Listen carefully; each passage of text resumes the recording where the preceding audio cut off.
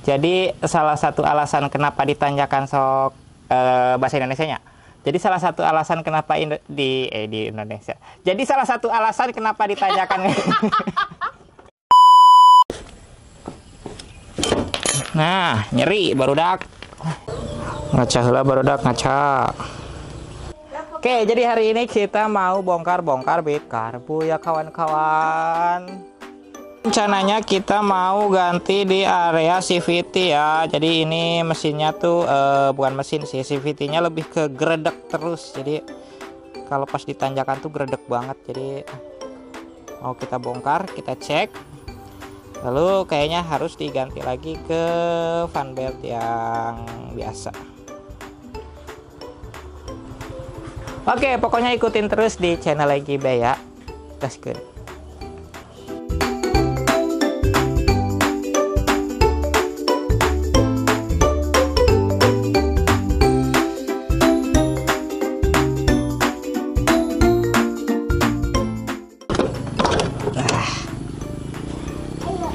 Nice. Sini. Nah, ini kondisi si fan belt. Jadi salah satu alasan kenapa ditanjakan sok bahasa Indonesianya. Jadi salah satu alasan kenapa di Indonesia. Jadi salah satu alasan kenapa ditanjakan. Jadi salah satu alasan kenapa ditanjakan suka ngeden tuh karena si fan beltnya tuh kendor. Tuh. Jadi ini kayaknya KW dah, soalnya ini tuh lembek banget. Jadi salah satu alasan kenapa ditanjakan suka lemot atau berat itu karena fan beltnya ini lembek.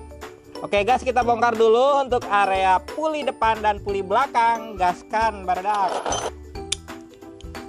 Oke, ini cara saya buat bongkarnya teman-teman.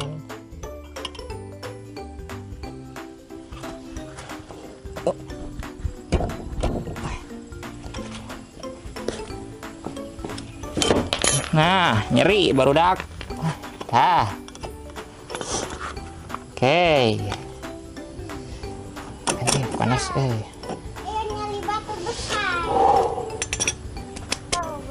Nah, di sini saya pakai ring nih. Karena aslinya tuh bit karbu gak ada ring puli. Ini ring puli punya Mioje. Nah.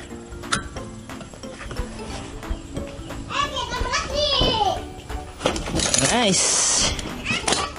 Gas sedikit gegar beragan teman-teman.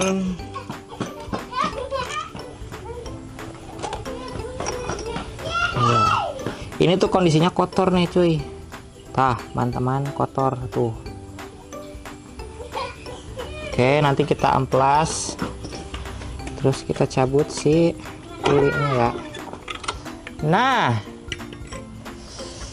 Oke, lihat. Ini KVY ya, kodenya 23100, tapi ini KW nih. Sudah dipastikan ini KW. Karena ini lentur tuh. Lentur banget. Oke, gas. Kita cek bagian depan.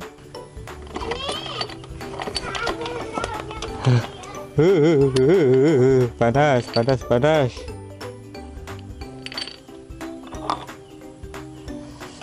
Oke, kondisi roller dicek juga satu-satu. Kalau lagi bongkar sipit itu harus dicek sih bagian rollernya juga. Bentar, ini udah ada yang peang ya, beberapa ini harus ganti sih sebenarnya tuh peang ini tuh. Oke, simpen dulu. Lanjut kita cek seal. Kemarin habis ganti seal kruk as nih aman ya. Kemarin habis ganti seal kruk as, cuman gak sempet di video karena rusuh. Apa itu rusuh? Buru-buru, karena buru-buru jadi pas progres penggantiannya ini gak di video. Nah, ini udah aman nih. Ini tinggal bersih-bersih area CVT aja di. Ini udah hitam-hitam gini nih. Nah, ini buat perbandingan si fan belt yang KW tuh lembek dan ini yang BRT ini dijamin ori nih, BRT ori tuh. Pokoknya beda deh, dari bahan juga beda. Terus dari panjang beda. Ini yang tadi yang KW tuh beda dikit. Jadi yang ini lebih, ini kita ganti yang ini aja.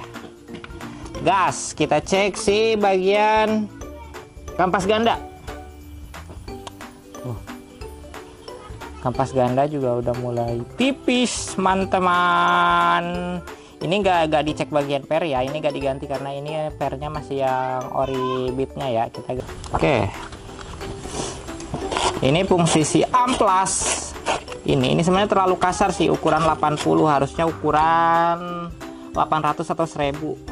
Nah, ini kita amplas bagian kampas gandanya dulu nih.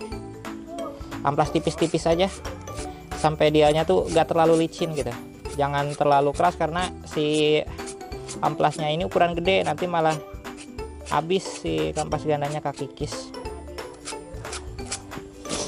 Nah, si kampas ganda ini sampai istilahnya yang si botak-botak licinnya itu gak terlalu ini. Nah, yang penting dia agak kasar gitu. Jangan lupa dibersihin juga sih debu-debunya. Oke, ini udah cukup. Taruh dulu sini. Terus bagian mangkok. Mangkok ini kan masih ori, ini bukan kartel. Jadi sebenarnya buat mangkok kartel disarankan jangan dipasang di motor untuk harian. Karena apa? Karena si kampas ganda pun harus ganti. Kalau si mangkoknya di kartel terus kampas ganda masih yang ori, itu bakalan cepet habis. Jadi kampas gandanya tuh harus yang karbon. Jadi benar-benar harus sesuai. Jangan asal pasang si mangkok kartel ya. Nah, ini kita bersihin dulu. Tuh. Lanjut. Diamplas tipis-tipis aja biasa. Nah, diamplas tipis-tipis aja, gak usah terlalu banyak. Ini bukan tutorial ya, ini cara saya buat si benerin area CVT-nya. Nah. Oke. Jangan terlalu banyak, yang penting bersih dulu aja. Next. Nah, ini dia nih yang kemarin rame di komen. Katanya, "Bang, roller si yang disilang itu ngaruh gak sih?" Ya, oke, jadi roller silangan itu sebenarnya ngaruhnya buat di tarikan awal aja sih. Sebenarnya tarikan atas tuh ngempos.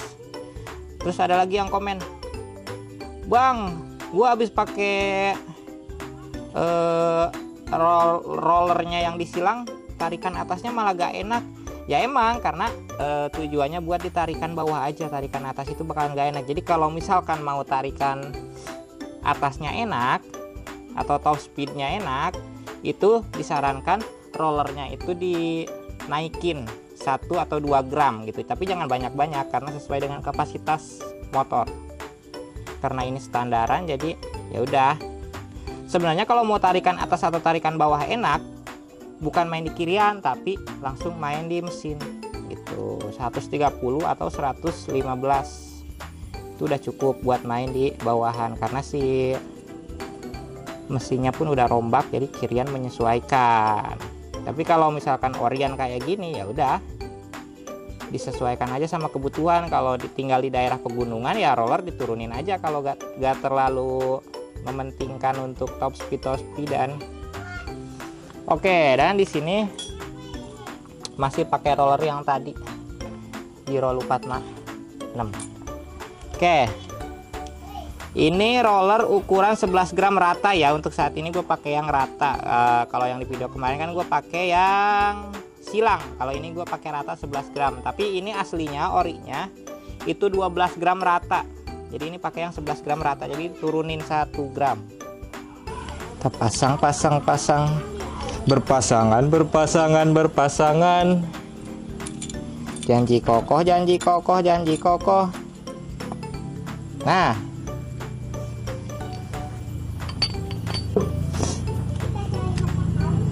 P-slider juga harus dipastikan ini tuh gak longgar ya, karena salah satu penyebab berisik di area CVT itu karena P-slidernya ini longgar. Nih harusnya keras gini nih. Ini masih bagus nih. Terus kita pasang dah tuh gini, tinggal thread langsung PNP dah, gampang. Tah, tuh. Jadi gini-gini juga gak oblak ya. Si roller itu sebenarnya dia tuh kalau lagi digas tuh dia naik gini nih, ngek, makanya banyak yang di papas area sirip ini dipapas nih Nah, dibubut. Terus area sininya juga dikerok jalurnya nih. Jadi biar naiknya tuh lebih gini nih, lebih enakeun gitu. Jadi top speednya tuh dapat. Oke. Lanjut bos-bosan. Ini namanya bos-bosan. Jadi gak ada anak buahnya, bos doang. Bos-bosan pasang di sini. Dan bos-bosan juga pastikan ini tuh gak loncer. Tuh. Pastikan nggak loncer, soalnya kalau loncer ini bakalan menyebabkan suara berisik lagi di area CVT. Oke, nah oke, langsung saja kita pasang ya. Jadi buat yang kemarin komen-komen rame-rame, bang ini ono rollernya gini tenaganya jadi gini, ya udah karena memang mesin standaran terus main kirian doang ya pasti begitu. Gak bisa berharap lebih kalau mesin standaran mah, wajar. Aduh kagencet euy. Nah nice.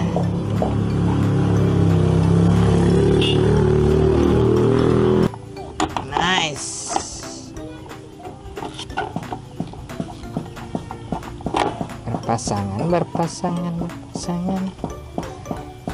Oke, nice.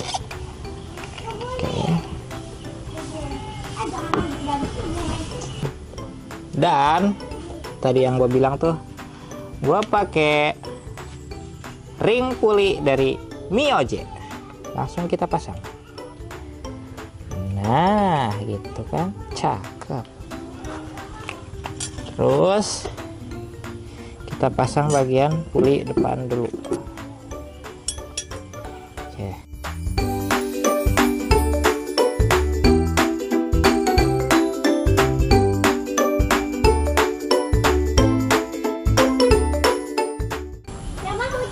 Oke, kalau udah beres, dipastikan semuanya aman.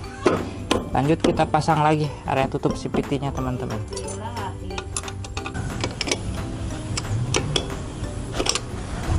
Oke, ini sudah dipastikan aman, kencang semua. Langsung kita tes.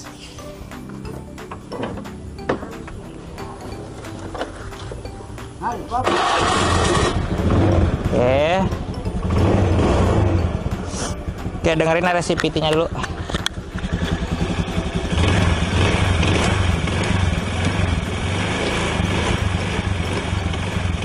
Dipastikan area CVT-nya tuh tidak berisik atau tidak ngeresek ya. Langsung kita tes ride.